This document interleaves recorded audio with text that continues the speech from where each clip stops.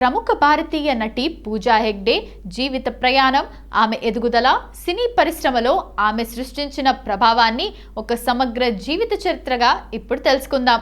పూజా హెగ్డే నేడు టాలీవుడ్, బాలీవుడ్లో అత్యధిక రెమ్యునరేషన్ తీసుకునే కథానాయికల్లో ఒకరు. బుట్టబొమ్మగా పిలువబడే ఆమె ప్రయాణం అంత సులభంగా సాగలేదు. పూజా హెగ్డే అక్టోబర్ 13, 1990న మహారాష్ట్రలోని ముంబైలో జన్మించారు. మూలాలు: ఆమె కుటుంబం కర్ణాటకలోని ఉడిప్పికి చెందిన తులు మాట్లాడే కుటుంబం. అందుకే ఆమెకు కన్నడ సంస్కృతి అన్న, తులు సంప్రదాయాలన్నా చాలా ఇష్టం. విద్య: ముంబైలోని ఎంఎంకే కళాశాలలో కామర్స్ విభాగంలో మాస్టర్స్ డిగ్రీ పూర్తి చేశారు. చదువుకునే రోజుల్లోనే ఆమెకు నృత్యం, ఫ్యాషన్ షోలపై ఆసక్తి ఉండేది.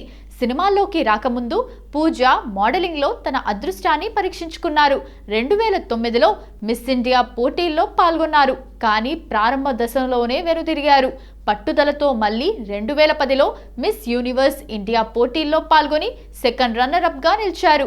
ఈ గుర్తింపు ఆమెకు సినిమా అవకాశాలకు తలుపులు తెరిచింది.